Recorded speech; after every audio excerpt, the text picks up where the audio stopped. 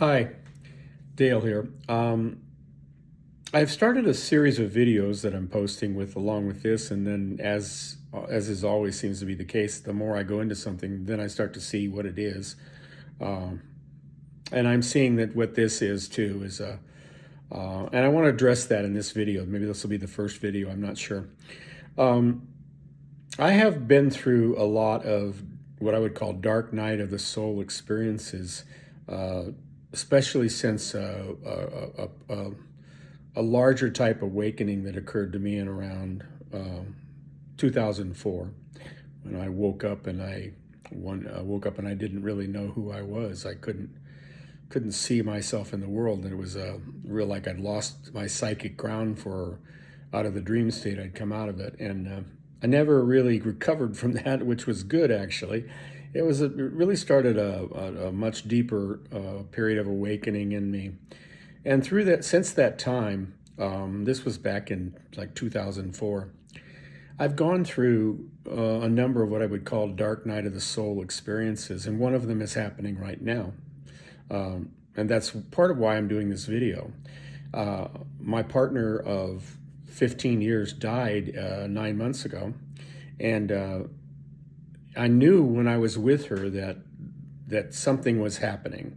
My actually, in some ways, it went well. It did. It went to the end of when the first half of the year we did traveling and a lot of things like that, and more of a typical couple kind of thing. Although communication was always very difficult. She was from the islands and me from the Midwest here, and we were different races, which was no problem. But culture was always kind of a, a, a sketchy thing, and it remained till she passed. She got very sick in the last few years, and I was her caregiver and very immersed in taking care of her. And then she just left all of a sudden. Um, when she left, I found myself alone here in this apartment with her things, mostly her things, and really no sense of life of who I was anymore, and a real sense of dread, very much like to a couple other times when I had dark night of the soul experiences.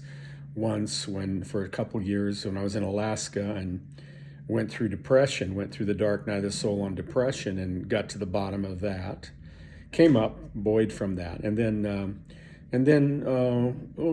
I don't know how many years after that, I was in Canada and went through one of place, that I had lost my sense of place. I had no, in each case, it's like I lost any ability to cope with that. The whole idea of, first of all, depression, and then the whole idea to cope with having a sense of place. It's like there was nowhere I could go that I felt like safe or that I felt was my place.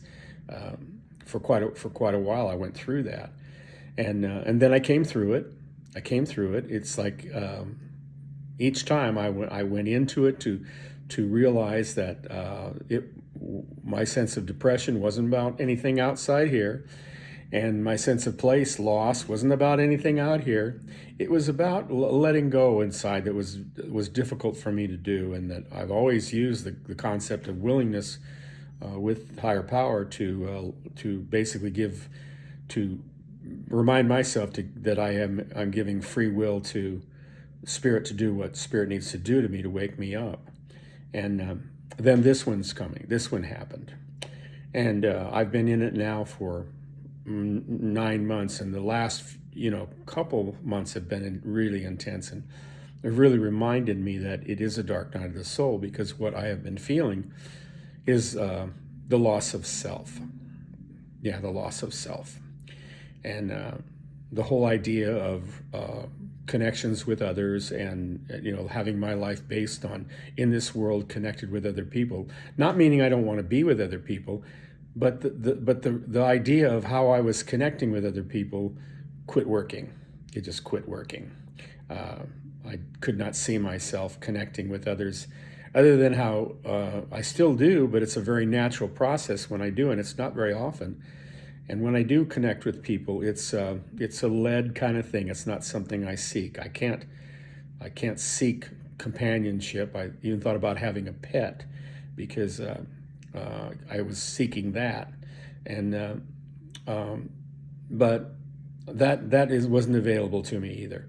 Uh, and now I found myself in this. It was interesting. I was watching a video by Alan Watts, and he was talking about that, about which I'd never really spent. Alan Watts had never been much my teacher, but I read some of him, and this video though spoke right to me as to what I was really feeling was withdrawal from my relationship with others. That that how I saw my place in life through some sort of spiritual or whatever kind of relationship with others was not going to work anymore, and that I needed to connect with me. I needed to find more on a deeper level, connect deeper with me, and that this was going to happen. And it's been very, very hard, as were the others, to the point, like I remember when I had gone through the others, it's like either people ask me or I imagine them asking me two questions. And one was, are you glad you did it? Went through that. And I went, oh yeah, so much freedom. Everything changed. And then the other question was thinking of someone else that I loved, or just myself even again, going like, would you want to do that again? And I go, no. Why? Because it was very, very painful. It just, it dragged me right through it. I had to go through it. I couldn't avoid it. And very scary, very alone. And but I want to talk about, this is probably going to be a two-part video. I think I'm going to end here and then I'll pick it up on the next video, because I want to talk about why I'm doing these videos from that initial basis. And then we can go from there. Okay, thanks.